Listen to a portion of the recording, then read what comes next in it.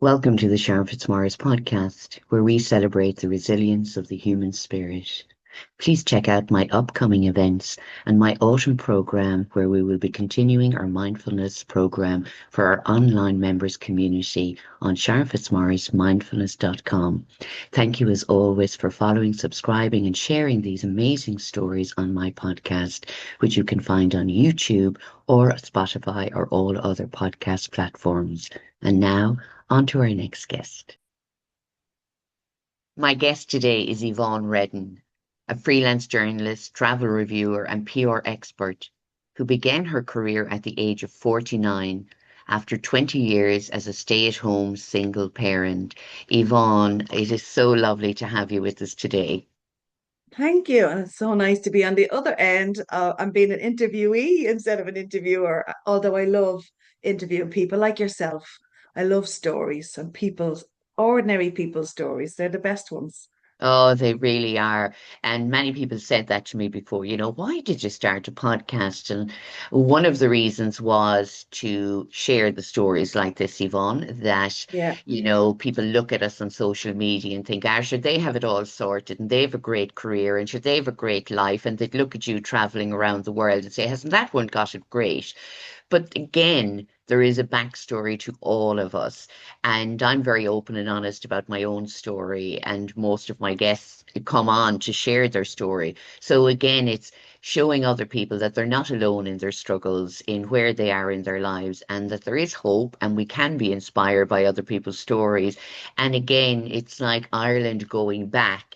Everything was hidden. It wasn't as open. There wasn't as much awareness. And I think people are coming out now. They're going, this is my story. And I'm not really yeah. bothered who else, thinks anything about it because this is who I am. And when we've nothing to hide anymore, we can just be our authentic selves. I think so. And I think those carpets, everything was swept under the carpets years ago. Those carpets are being ripped up now and the floorboards are going down, which is great.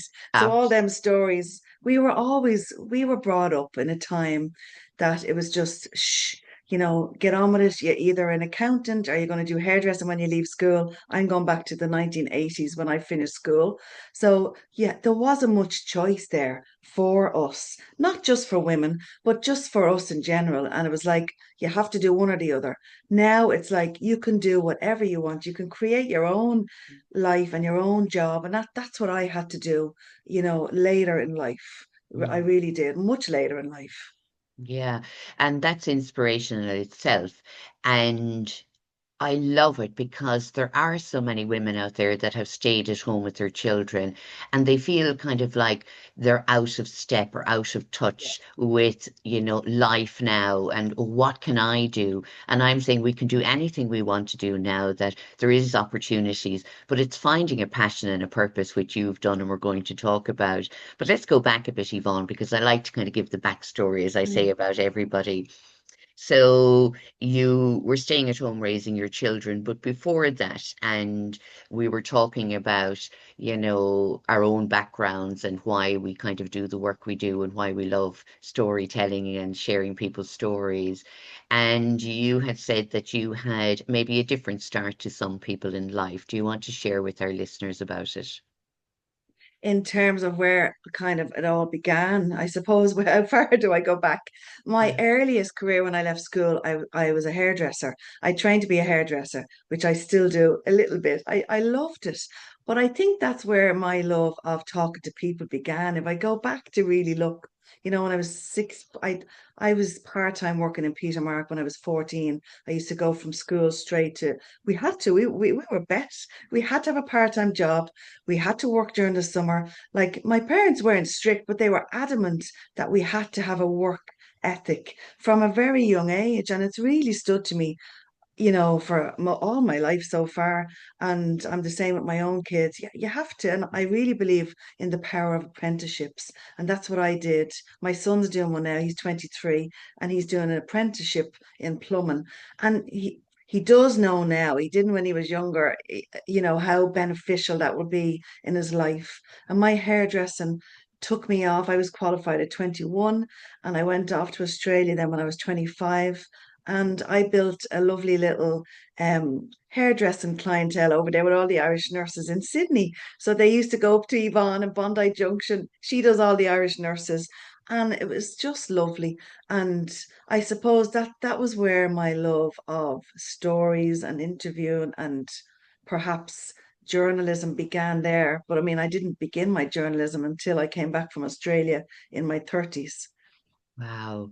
And even that travel and the stories again, it's amazing. Yeah, And that's what I love, Yvonne. It's that certain careers, if not all careers, that they can take you places that you would never have imagined that you would go to. And I love the fact that you mentioned apprenticeships as well, because my eldest did an apprenticeship as well.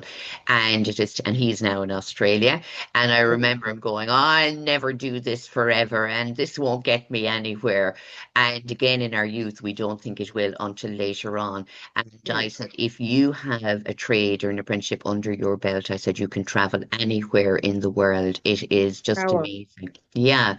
So I think for young people, having those opportunities now and not just you had to go to college, you had to get a job. Now you can kind of, and I think there's many people that have changed their career, over the years and decided, I Yeah. don't really want to do this anymore. I want to do something else. And it's Particularly in finding the that, pandemic as well. yeah. The pandemic did that. But even going back, we had no choice to go. We would never have had that choice to go to college.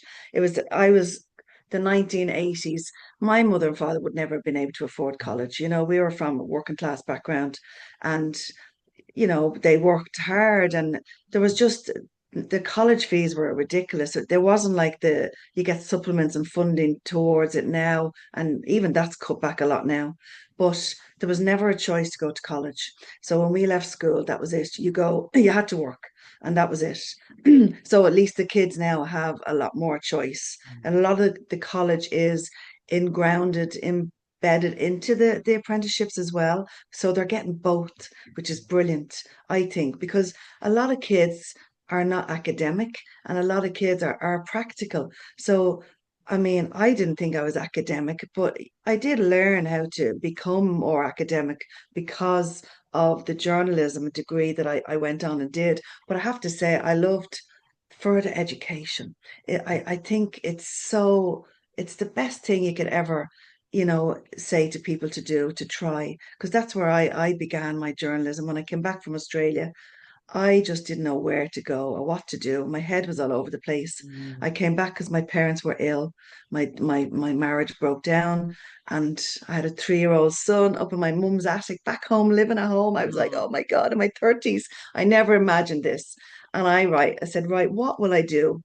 And I loved newspapers, I loved writing, and I said, I'd love to find out how it all works, how journalism, why do they place that there? How do they come up with that title and all that stuff?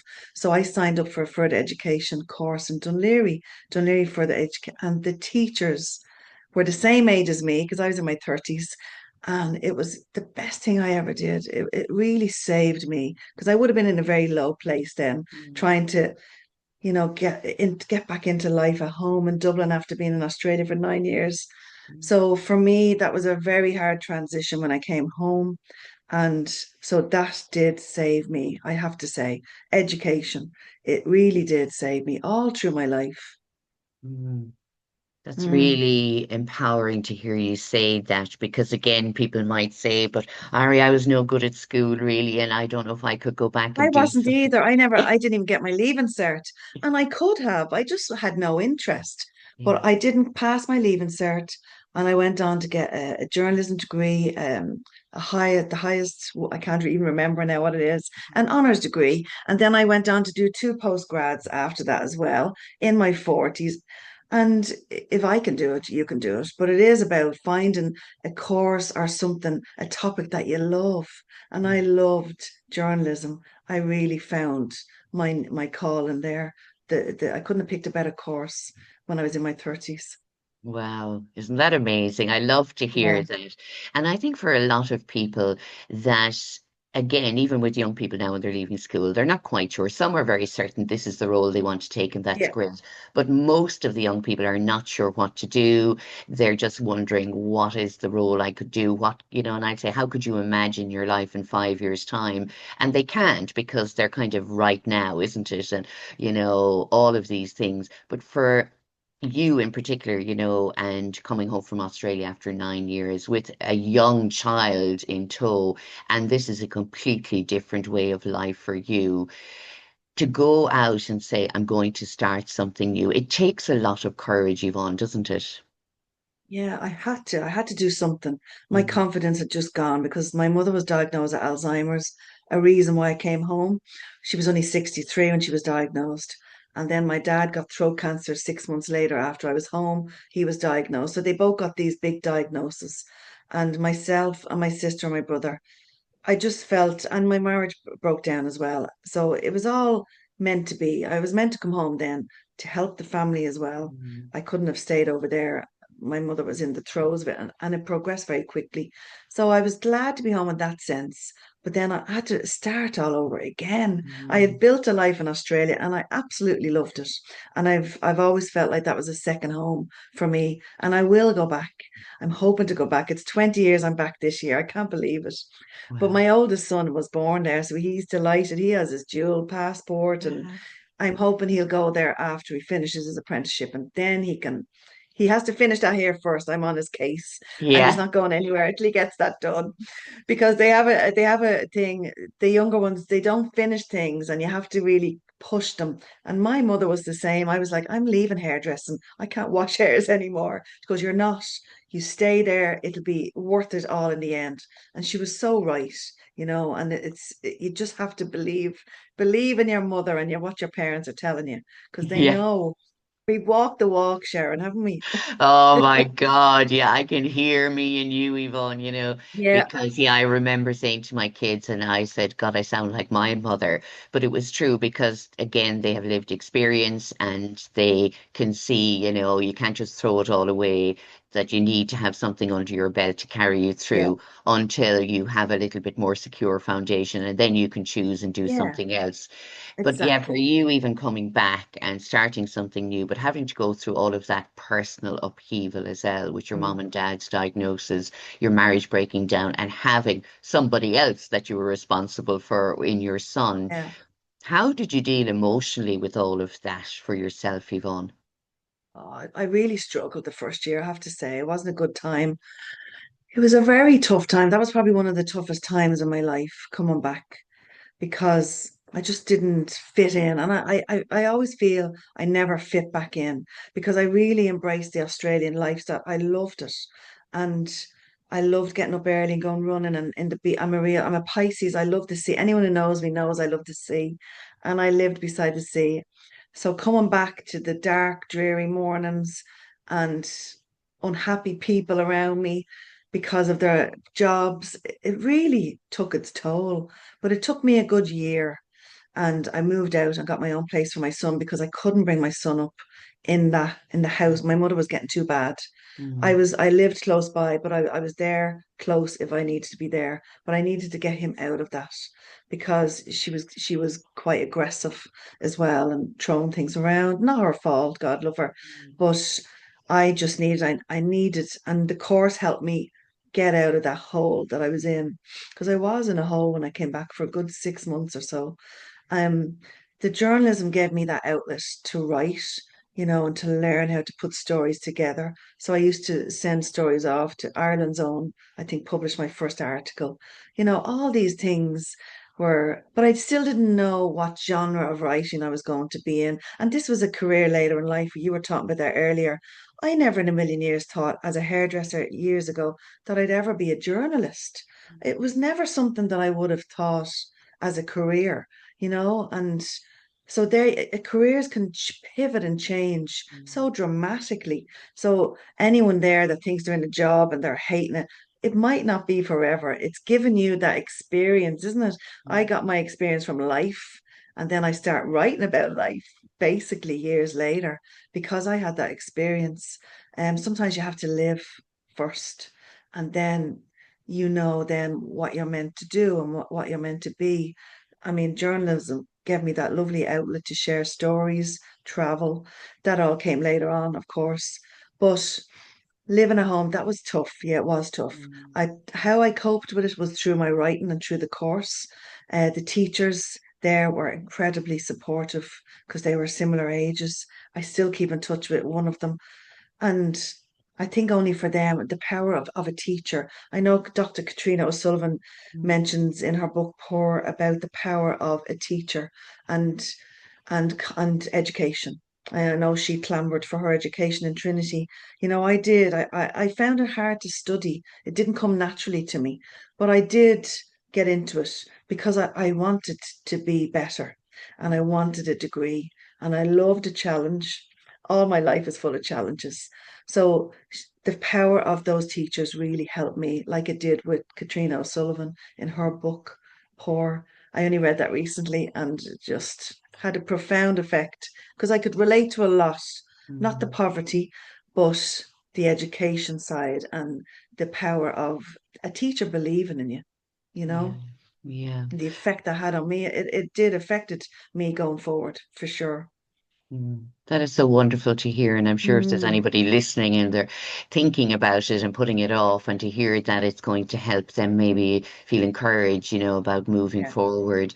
Because I think it is, for me, it is about the people you've around you. And you said when you came back and people were unhappy and you were used to such a good life and the connection and, living the life you wanted, and things change. We know, Yvonne, as we get past our 25th birthday, life starts to take on a different meaning. And especially when you become a parent, and again, talking about aging parents and being unwell and having to think of them, there is so many factors, isn't there, in our lives? It's not just about us anymore. yeah, But what's really important that you mentioned, and I love this, is that we cannot look after any of the other people in our lives if we're not looking out for ourselves and if we're not being our, I suppose, biggest cheerleader and saying, okay, Yvonne or Sharon, what is it now that's going to serve you best right now? And for you, even though the emotion of it all, and it was so hard for you.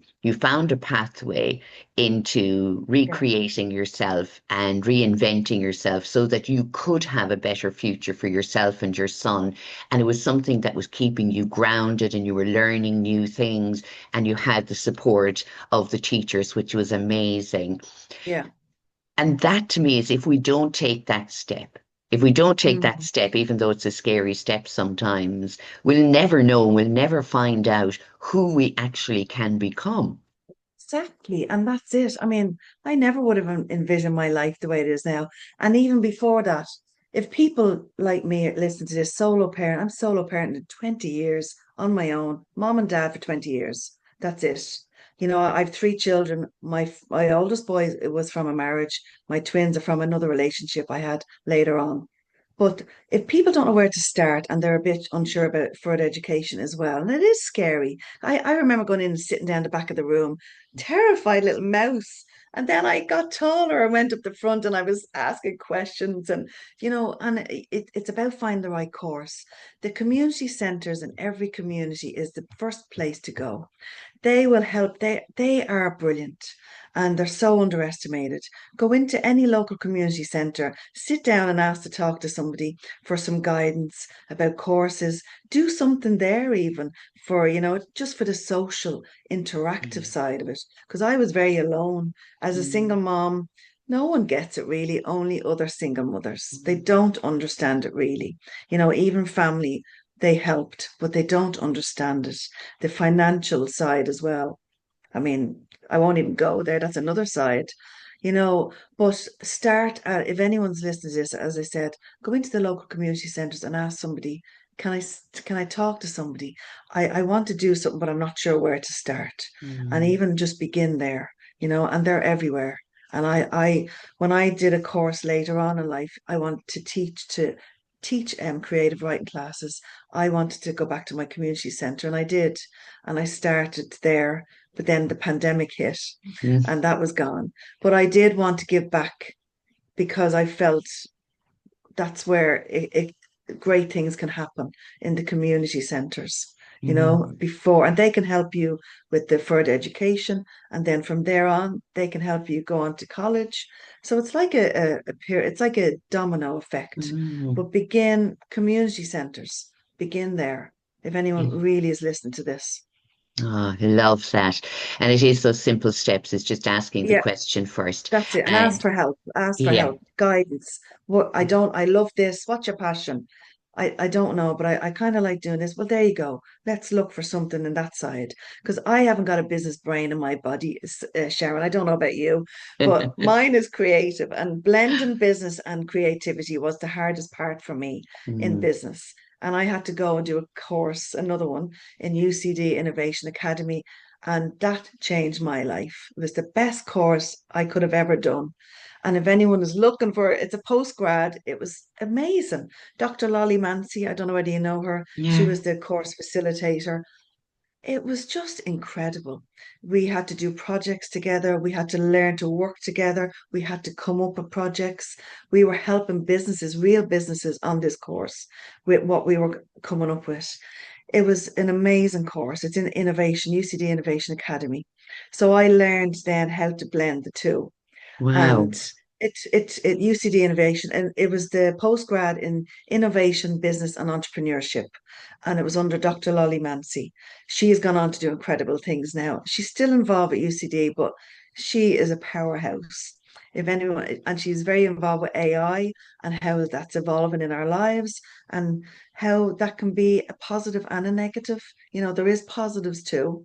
So that was how I did that with business, because I hadn't a clue. I'm going over to my friend this afternoon to do my tax, because I Yeah. haven't a clue how to do it online. And I can't justify giving an accountant 500, 600 quid to do it. It's a lot of money when you're a solo Yeah. working for yourself. So my friend helps me with that, and then I help her with other things. But it is hard. I mean, you can't be good at everything. Yeah.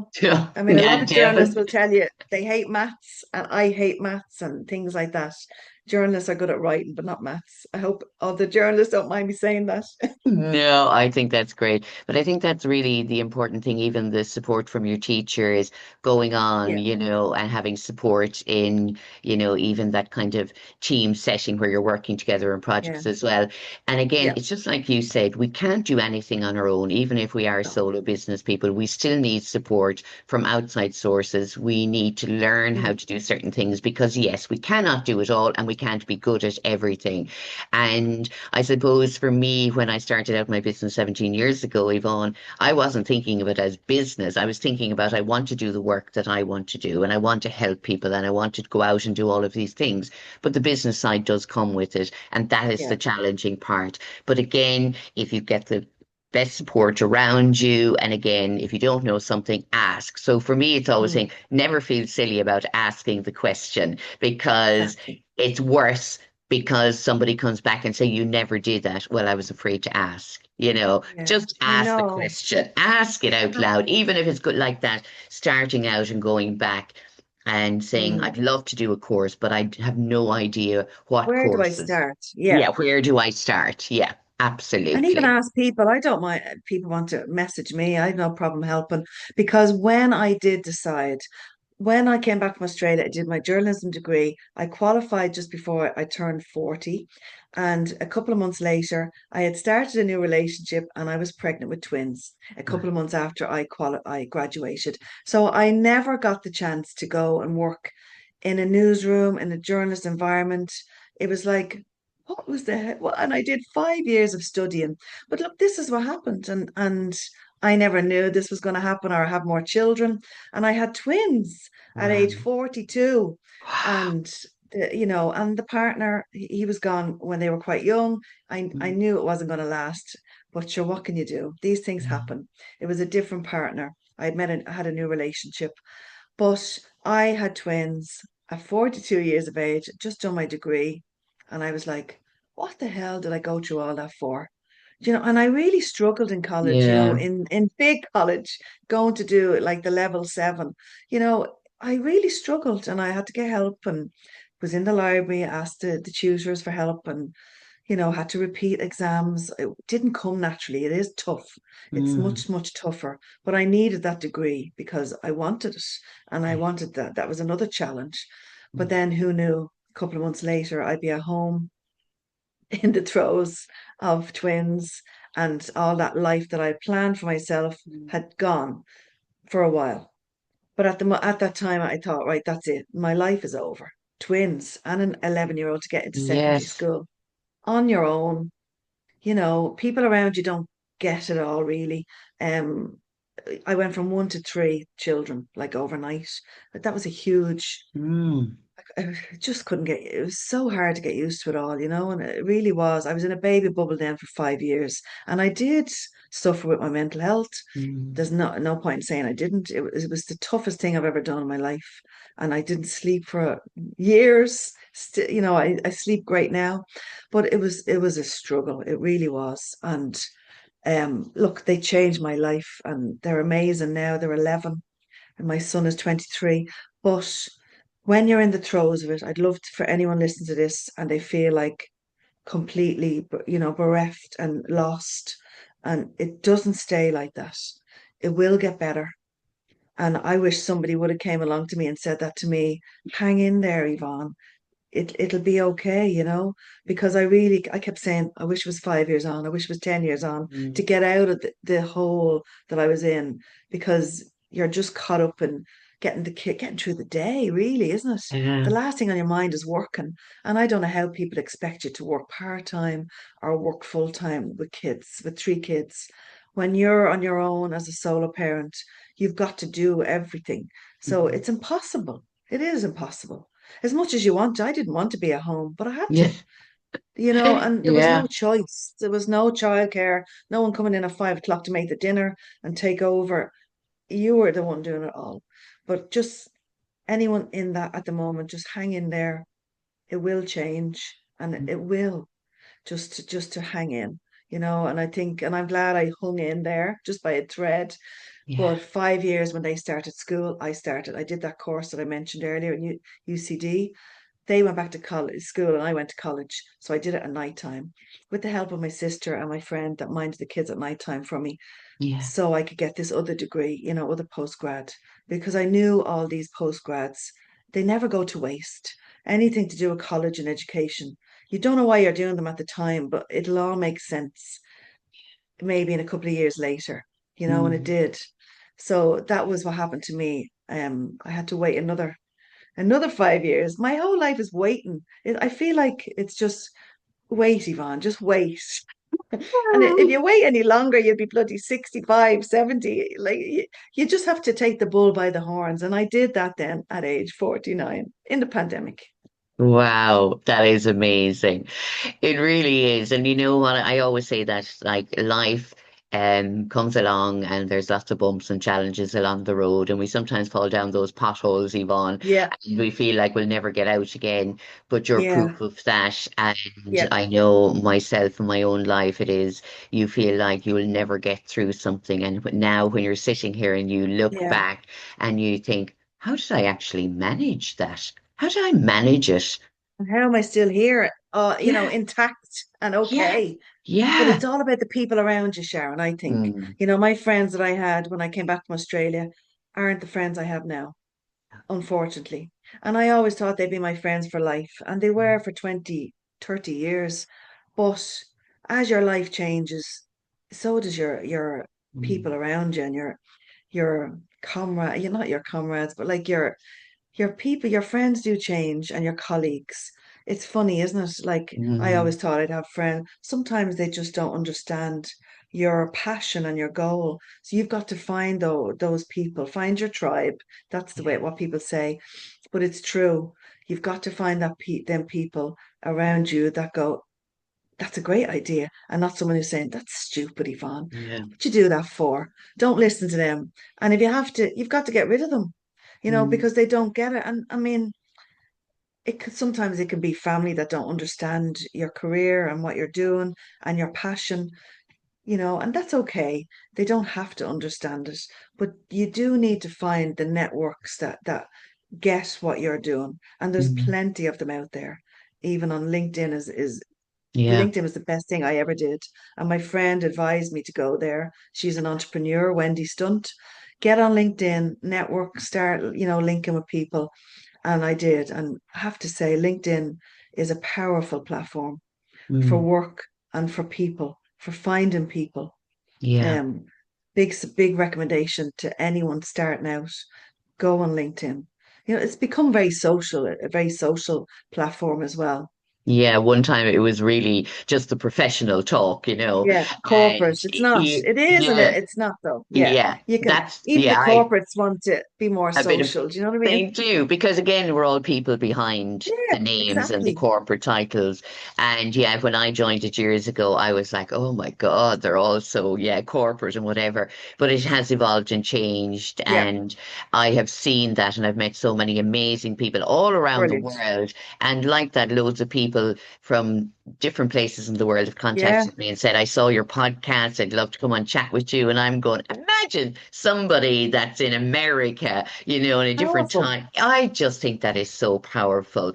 And So do that's I. what the world opened up. But I want to come back Yeah, to the yeah. pandemic as well with you, because you Mm. were saying that's when you started really writing, you know. When I started, I had been writing before that. I had written stuff about. I started a blog when I had the twins. I was at home, so that's how I kind of. It was like counseling, I suppose. So I started Blogspot, I think it was called years ago. Oh, I don't know whether yeah. you remember. And I used to write about tantrums and the terrible twos and trying to train them on the toilet and trying to feed one fussy eater, one is great, like just even trying to get out the door with a double buggy. So I used to write blogs about that. So my blogging kind of started then. And I just kept that going. And I used to send articles in about my mum as well. They got published in the Independent about her Alzheimer's. I wrote two articles about her. I wrote them like a letter because she was gone very quickly. Mm. And I wanted to go back over her life. So I did it like, dear mom, I want to let you Oh, know how it's going, and they were lovely. So they were published. Um, 2020. Then I was like to my friend, how do I start? Where I know I want to do some kind of business, but what is it? What is it that I do? And she goes, look, Yvonne, it's going to take 5 years before you get things moving. You really find your niche in what you're good at. And I was like, another 5 years? yeah. I've waited 20 years to start. Don't tell me I have to wait another for my business. And, I was like, oh, Jesus. But she was right. I mean, she's a Yeah. business entrepreneur. I just couldn't see that I had to wait more. But I started off content writing and helping people with blogs online on LinkedIn because I loved writing blogs about their business. So I began there. And from there, I started writing about travel and going on road trips with my kids as blogs. And then I pitched them to editors for the papers. And it kind of took off from there. The Examiner were very good to me. They did a lot of published a lot of my articles a couple of years ago about solo parenting and a lot of lifestyle pieces. And they were great for giving me the step in, letting me in, because it is hard to be a freelance journalist when a lot of the papers have their in-house journalists. Mm. So coming up with a different, unique pitch is really the answer to that. And I Mm. think my solo parent traveling was a nice niche to pitch, Mm. traveling everywhere with my twins on my own, what it's like, how do you do it, where do you go? And it was something that people were interested in hearing. So my articles now are a lot about that, traveling solo with my kids. And they're having a bloody great life, aren't they Yeah. now? I'm able to give them what I wanted to give them. My other oldest son 20 years ago, it's Yeah. just a pity my older son's missed out. But and that's what it's all about. It's about being able to give your kids what they deserve and Mm. what you really want them to have. And you can't get there financially or just, bumps come along the way, as you say. Mm. So that's where it all began and it kind of steamrolled from there. But I use LinkedIn has been a great source for me for getting my name out there. Then I was pitching to the radio, News Talk FM. And I think it's like what you said earlier. Just ask them. They Yeah. can either say yes or no. Yeah. And I remember during the pandemic, I starting my business then was crazy, but it wasn't really because everyone was at home on on their laptops. They were bored.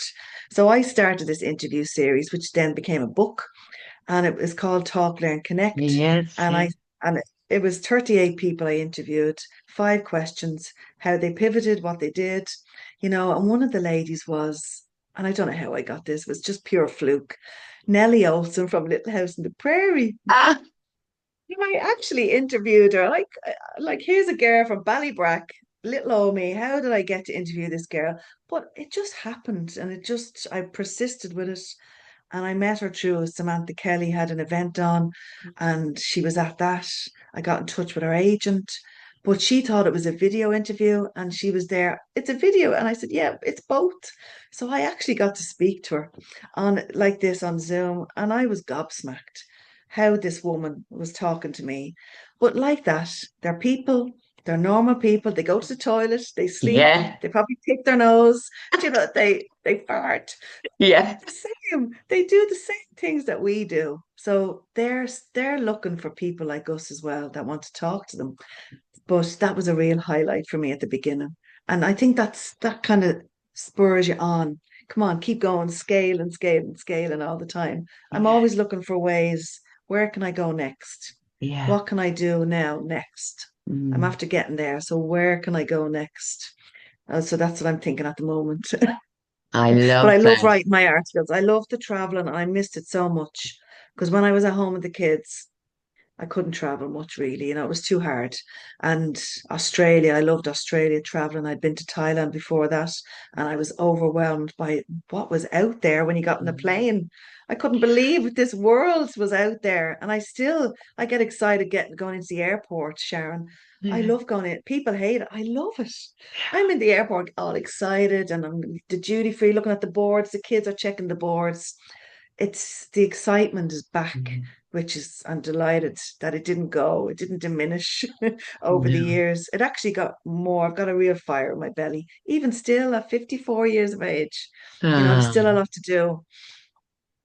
that is wonderful, and you can hear it in your voice. But I think that's what it is. It's finding what you're passionate about. Yeah, But again, as a single parent and having children that are still young, finding a way that's going to work for you as a single parent, because yet there's so many solo parents out there now, and they can feel trapped and that yeah, they have to provide financially and they're stuck in this rush.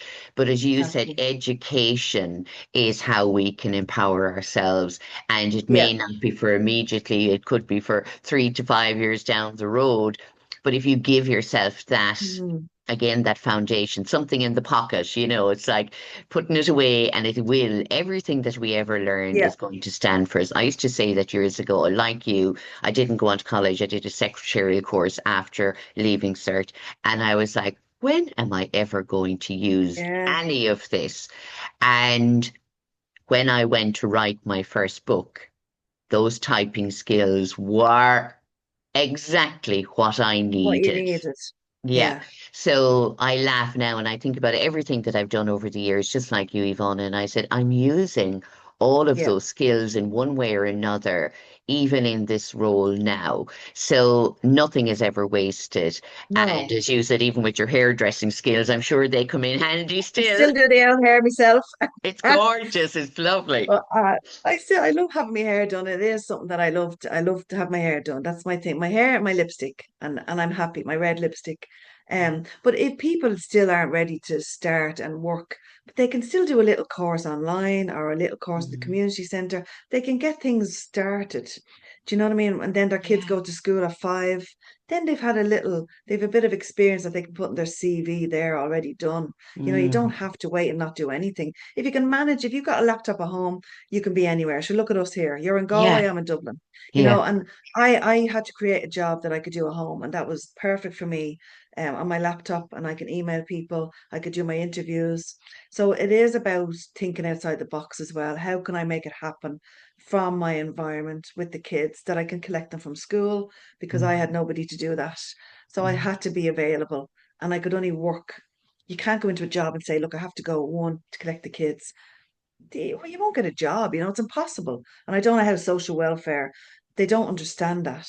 You Yeah. can't go into a job and say you've got to go in 3 hours. Mm, Like, what job's going to take you on? It's impossible. They should be more inclined to look at how they can help people work from home or do stuff at home or in local community centres that are near the schools or something. They've got yeah. to change the whole concept of how they can get people off social welfare and into the workforce, but make it all possible in Yeah. a logical way, a realistic way. You Mm, know, it's absolutely. ridiculous. They're It just is not ridiculous. thinking. They're not thinking right because people at home want to work, but Yeah. they just can't go and travel miles to go, and then they've got to travel back.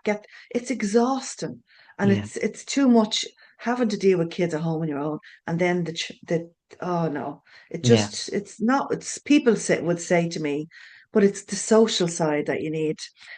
I just didn't need it that much that I would put Mm, myself through all that. You know, yeah. so I did wait and I did stuff online, went to college close by. So you've got to think how you can do it, Yeah. and keep it all local. And I Mm, think you can, there's big colleges everywhere and further educations everywhere, community centres. So there is ways yeah. around. There's always ways around everything. I've always found a way around Yeah, everything. I You do as have to. well. I think some people just put before they even ask the question or go looking, they Yeah. put the roadblocks in front of themselves. Yeah. And I do just say, just ask, just make Yeah. the phone call, send Yeah. the email, Just see do what it. happens. And I think once you've kind of broken out of that, then you're kind of saying, okay, let me see now. And you will find a way. Yeah. You will. You mentioned your mom being diagnosed with Alzheimer's, which was extremely hard, and it's her birthday today. She would have been Yeah. 84, Yvonne. That's right, Sharon. Thank you. Yeah, I know. I just said a little happy birthday to her there earlier on today. And my nephew was born on her birthday, so it's his 30th today as well. So he was a very special boy to my mother. She idolized him. And she never got to really know my kids, unfortunately, because she Yeah. got bad then.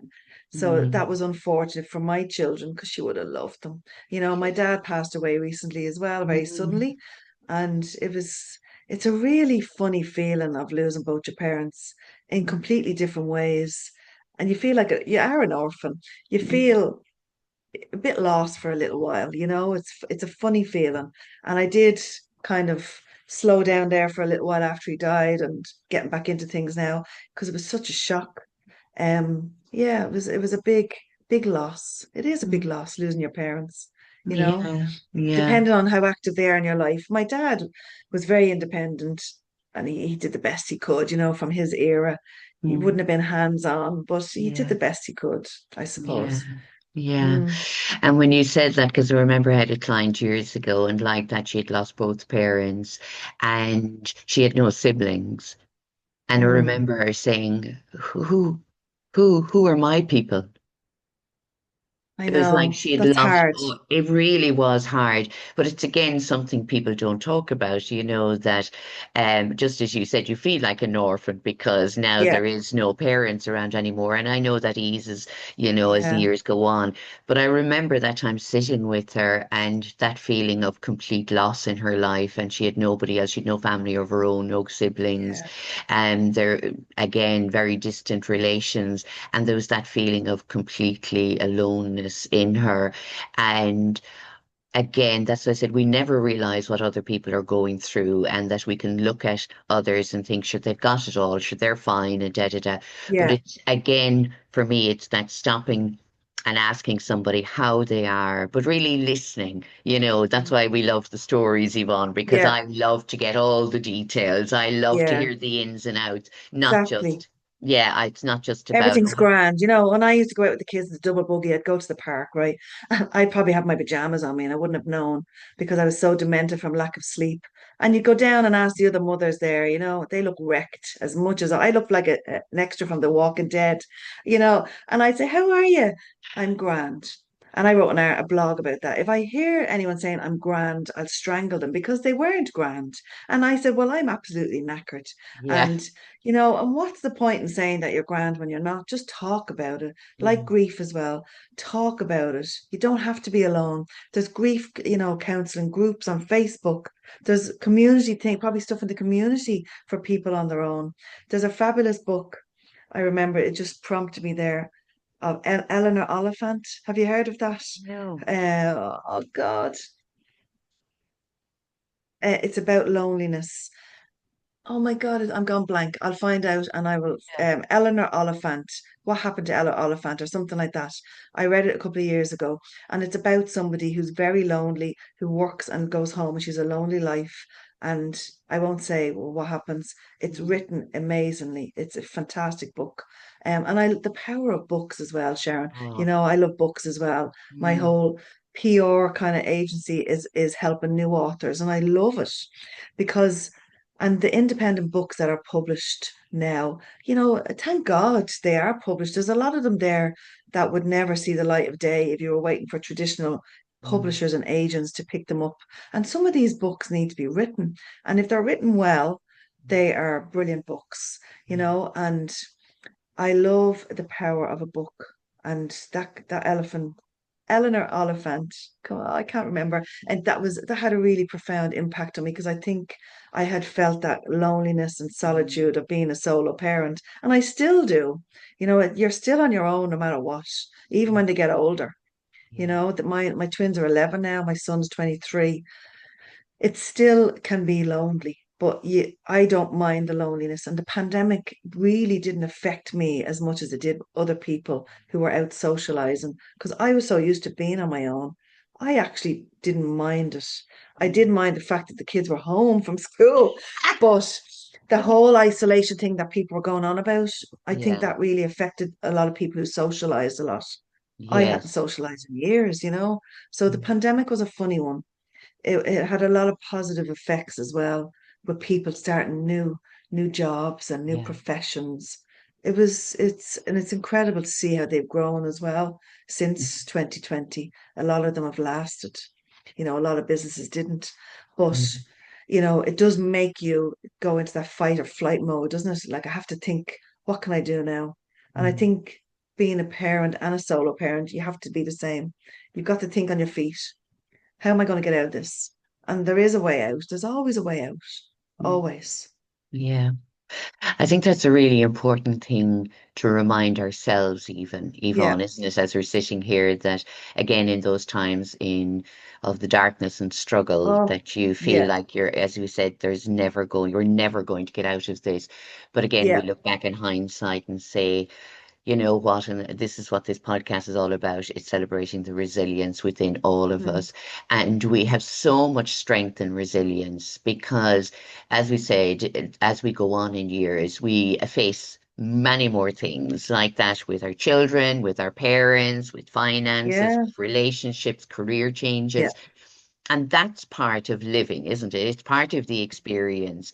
But again, it's either saying, looking back and saying, what did I learn about myself from all of that, or regretting everything that happened. So if you looked back now and to your younger self, now that you know all of this here, what would you say to younger Yvonne about timing, dreams, and trust?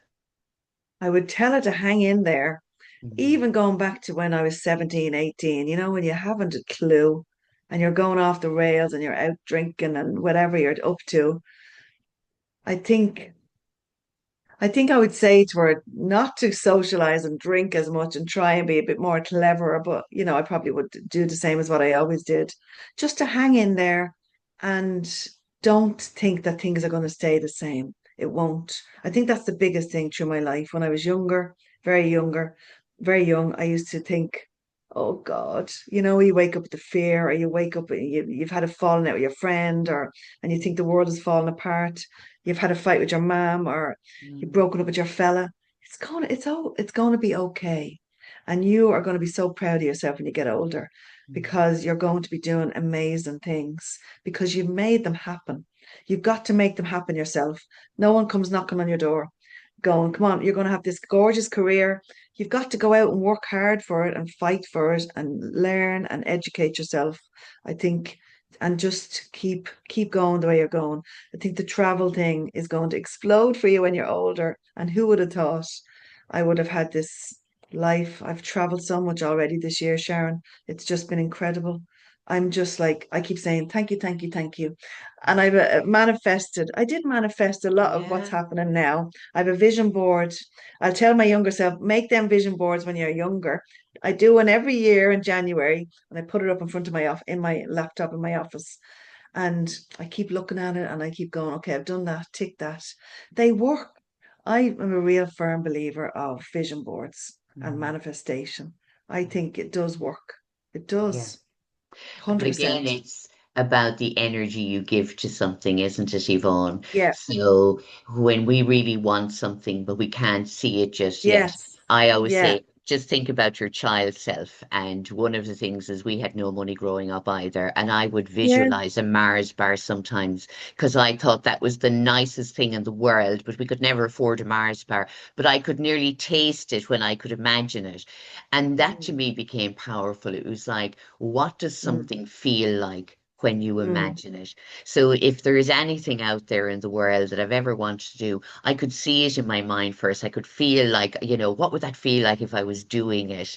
And then it became part of my energy. So it's again, that Yeah. energy is just rippling out there. And I always say to people now, even just keep seeing it, feeling it, and trusting that it will come. You don't know how sometimes you have to take steps to make it happen, but you never know when those opportunities are going to come, when something's going to open up in front of you that you never Yeah. thought was possible for you. Absolutely. And I think even there, like describing that, even describing how that feels on the Mars bar, it's a great trick for writers too, to learn how to write and just what does it taste like? What is it like in your mouth? It's a great way for writing, and journaling can be so powerful too Mm, for people who if you write something down, you're reading it, so you're believing it's going to happen. I am going to be this person because, mm, and I think for people who aren't sure, get a journal out and start writing things down about what you want to do, what you want to change, how you're going to get there, how many Mars bars you're going to have when you have all that yeah. money to buy them. To Mars bar as well. We loved a little shop down where we used to go drink it with my granddad and my mum every weekend. We used to meet them in Dunleary in a little bar called the Cozy Bar. And there was a shop next door, and you'd go in and get your bags of sweets. They used to measure them out in the thing. Yeah. I used to love them. I loved the yellow bonbons. My mother used to love ice caramels. And it was a real treat getting your sweets on a Saturday, these little things. And I think the kids now, my kids get treats all the time and they don't realize a treat is a treat on a Saturday once a week. Yeah. If you're lucky, it's a different world now, isn't it, for the kids Yeah. growing up? It was Absolutely. tough when we Yeah. grew up for our parents as well.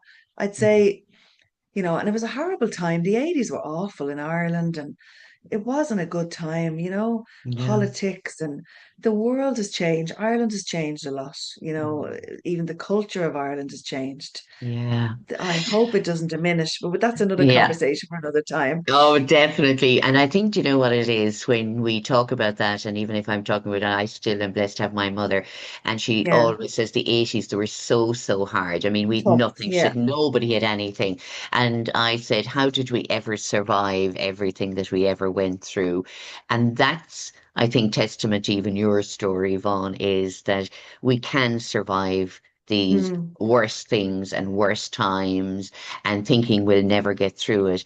But if we hold on to that little bit of belief in ourselves that it's not going to last forever, you yeah, can change things. And what is that dream you have for yourself to hold on to it, even in the sleepless nights and the no money in the pocket I and the grey know. skies, that it can change for all Yeah, of us. For yeah, everybody. And it's not just me and you here talking about what changed for us, but that mm, everybody's life can change if they believe in themselves and that you are yeah, worth educating yourself, going out, asking the yeah, questions, and saying that maybe 3 months' time or 5 months' time it look different, but I have to put in that little bit of effort right yeah. now for myself. And I mean, you are absolutely testament to that, Yvonne, and just an amazing, remarkable lady, and Thank being a you. solo parent, raising three children. And I can't even imagine what it was like having twins because I had two at separate times, and that was hard. But I just think what you've created for your life and how you're traveling the world now. And again, even in your PR business, supporting authors to get their Yeah. books and stories out there. That is just fabulous. I love it. And you also have, is that right, a memoir service as well, Yvonne, that you're helping Yeah, I people tell their do. stories. But that's more or less gone into I launched my PR agency this year in January, storylinepr.com, and that was to help people get their stories out there. So that kind of blends in with that. Yeah. Most of the people I work with are memoirs, would you believe? So it's kind of gone that way. I did have a separate service a couple of years ago, but when I did the agency, created the agency, that kind of blended all that in there. I seem to attract, I love memoirs. It's probably one of the genres I love to read the most. And I know I can write, but I'll never write a fiction book like some of my friends. I'm a book writer. It'll be small. It'll be, I'll never be a fiction writer. I know that. But I think writers need to know what kind of writing that they're good at. I love short stories. I love articles. I love things like that. And I Mm, think that's the biggest thing to realize what you are good at as well, mm, and your books as well. You find your niche. I mean, yeah. my book is interviews I did in the pandemic. Yeah. So they're short, you can pop it, you can pick it up and down whenever you feel like it. It doesn't matter if you've lost a page. Yeah. That's the kind of writing. But I do love a memoir. And I've read a couple of good ones now this year. One in particular is just amazing. But there's so many brilliant books out there as Mm, well for people to educate themselves. They can read our books, they can mm. read anyone's books, they can write their own books. Yeah. And anything's possible, isn't it? Anything's Uh, possible. Do you know what? It really is. And I think COVID taught us that we could Yeah, stop, the whole world could stop, and that we could still exist, through technology, through yeah, whatever else, and we could create something else for ourselves. And like you said, a lot of people decided, what am I doing? I hate my work. But they could recreate and do something else. And again, that's the positive that came out of the pandemic for me. It was yeah, like, what other ways can I work, to do something I love doing? And I just think there is an avenue that we can all take at some stage in our lives, doesn't matter what age you are. Age is not an excuse. exactly. No, No. absolutely. And I know again, writers who've written books in their 80s, and yeah, and you can write a book whatever age. And businesses shouldn't be like that, saying that you have to retire at such an age. People are only coming into themselves in their 50s. I know I am. yeah, I still have a lot to give. If I knew I was retiring in 10 years, that yeah. frightens the hell out of me. I hope I won't be. My dad never retired only because he had to, because he was ill. But Mm, there shouldn't be a retirement age. If you're well and you love your job and work, mm, that should be enough for a business. Hopefully that'll change over the years, yeah. and working for yourself. We don't have to retire. We can keep going and Mm. scaling and doing whatever we want to do. Have our own TV shows next, Sharon. Oh, yeah, Yvonne, I'm with you on that. Two Yeah. new anchors. They need Yeah. some new anchors on the TV, don't they? Absolutely. Because people often said to me, would you do a radio show and everything? And I said, I do anything.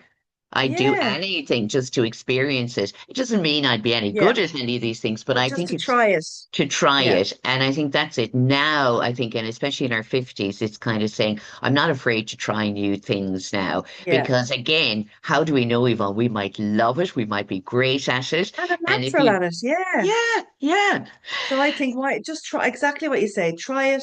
If you fail, you learn by failing, isn't it? Like what yeah, Carol Dweck says, yeah, you can learn by failing or not learn, but you yeah, have to learn something. And yeah, just try it and give it a shot. And like that, yeah, email that person that you think is a superstar. They might just say yes yeah, to an interview or a yes to a meeting on Zoom. You just yeah, don't like it happened for me with Nellie Olson. yeah. To me, that was a highlight because I grew up with the Little House in the Prairie. Me too. So I just couldn't believe it. She was as normal as anything, Sharon. So people are normal, just like you and I. They're just the Yeah, same. They just might yeah. have more money. Yeah, and that'd be nice too. Yvonne That would. Reddin, it has been an absolute pleasure. I really mean that talking to you. You're Thanks so much. full of energy and enthusiasm, but you're grounded in humility as well, which is fabulous to see. And anybody, if they want to contact with you, obviously through your website, YvonneReddin.com, and PR inquiries, storylanepr.com. I connected with Yvonne through LinkedIn, which we spoke Yeah. about earlier. It's an amazing place if you want to make connections and network. And you're also on Instagram and you're on Facebook, are you as well, Yvonne? Yep. I'm on everything because you have to be as a journalist, keeping an eye Yep. on things. But LinkedIn Absolutely. and Instagram would be the main ones. Yeah. Thank you. Perfect. Thank you so much. And yeah, I really enjoyed that conversation. And It's, me too. Thanks for the opportunity, Sharon. It was a pleasure. It was brilliant. you're great. So thank you to everybody for listening. And as you have listened to this conversation and you've heard Yvonne talking, as she said, if you've any questions about anything that she's talked about, reach out through her website, take that first step or contact me. I think, you know what? Why would you not try? What have you got to lose just by trying? So until next time, take care of you.